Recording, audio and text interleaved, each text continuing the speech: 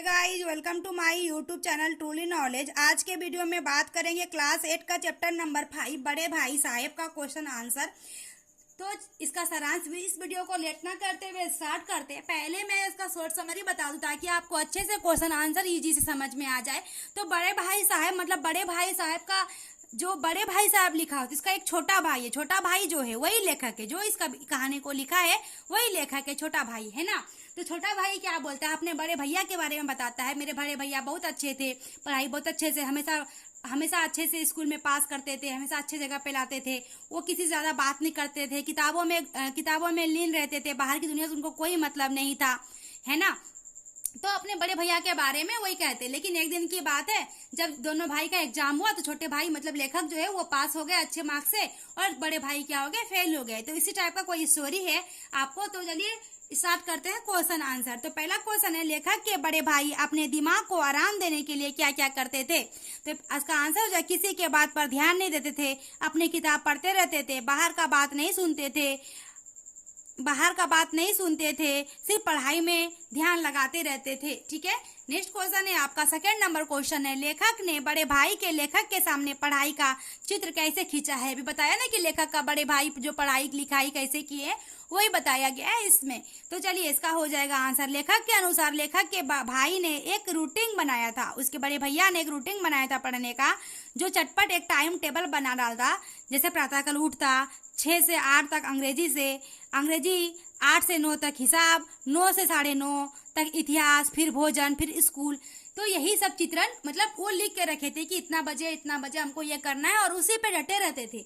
ऐसा नहीं है कि सिर्फ लिख के रखते थे और नहीं करते थे, उसी पे डटे रहते थे। तो यही है उनका चित्रण। ठीक है, तो अगला क्वेश्चन है हमारा थर्ड नंबर क्वेश्चन है, समझ किताबें से पढ़ने से नहीं आती, दुनिया देखने से आती है। इस कथन से किसी का उदाहरण देकर सिद्ध कीजिए।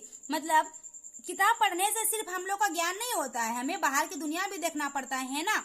तो जैसे कि हम लोग कुछ खरीदने के लिए गए, अब हम लोग किताबें में ली नहीं तो हम लोग खराब सामान खरीद के भी ला सकते हैं। हमें तो मालूम ही नहीं है कि कैसा सामान खरीदना चाहिए, तो उसके बारे में आपको बताना है। ठीक है, तो इसका आंसर हो जाएगा, लेखक के अनुसार लेखक के भाई जब आए थे तब 1000 लेकर आए थे, तो वो घर का खर्चा नहीं उठा पाए। 1000 में क्या होगा, कुछ होगा क्या, नहीं उठा पाए। तो उनके बड़े भाई जब वो आए बाहर से पढ़कर तो 1000 रुपया लेके आए थे, जिसमें उसकी माँ ने बोला कि जाओ आप खरीद के लेके आओ सारा सामान। तो वो 1000 रुपया में सारा खर्चा घर नहीं उठा पाए थे, तब वो अपनी दादी को वो पैसे दे दिए ताकि दादी पूरा अच्छे से खर्चा उठाई। मतलब उसी 1000 रुपया वो अपनी दादी को दे दिया, तो दादी ने अच्छे से मैनेज करके मतलब कौन सा सामान हमारे लिए जरूरी है, कौन सा सामान घर के लिए जरूरी नहीं है, तो उस हिसाब से उसने सामान खरीदा। तो उसकी दादी ने उतने ही पैसे में 1000 रुपये में क्या कर दी, बाहर की दुनिया से अच्छे सामान खरीद के लेते आई। तो वही बताया गया, अच्छा खर्चा उठाई इसलिए बाहर की दुनिया देखनी चाहिए। मतलब उसकी दादी बाहर की दुनिया देखी थी इसलिए उसने ऐसा किया है ना। चलिए अगला क्वेश्चन है, लेखक के बड़े भाई ने परीक्षा में सफलता के लिए क्या क्या किया। आप परीक्षा की तैयारी किस प्रकार करते हैं। लेखक के बड़े भैया कैसे किए परीक्षा की तैयारी, और आप कैसे करते हो उसके बारे में बताना है। तो इसका आंसर हो जाएगा, लेखक के बड़े भाई ने परीक्षा में रूटीन के हिसाब से पढ़ना लिखना करते थे, न कि खेलते थे, न कि बाहर की दुनिया देखते थे।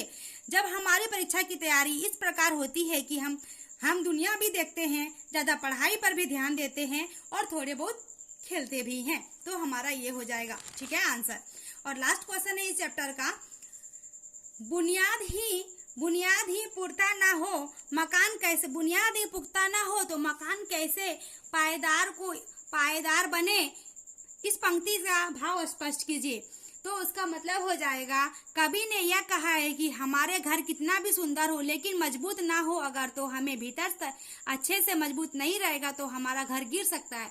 मतलब कोई भी काम करने के लिए सिर्फ बाहर हम लोग अच्छे कपड़े पहन लिए और हमारे पास कोई सेंस ही नहीं है, हम अच्छे से पढ़े लिखे ही नहीं, खाली नया नया कपड़ा पहन लिए, अच्छा कपड़ा पहन लिए, तो हमारा कुछ बुनियाद है क्या, नहीं। अगर मकान की बात करें तो हम लोग मकान बना के बिल्डिंग बना के बहुत बड़ा कर दिए हैं, लेकिन उसका हम लोग पिलर वगैरह जो भी आता है, दीवार वगैरह नहीं दिए अच्छे से मजबूत ढंग से, तो वो गिर सकता है ना। तो लेखक का कहना बस इतना ही है। अगर हमारी ये वीडियो अच्छी लगी हो लाइक सब्सक्राइब और शेयर जरूर करें। Thank you.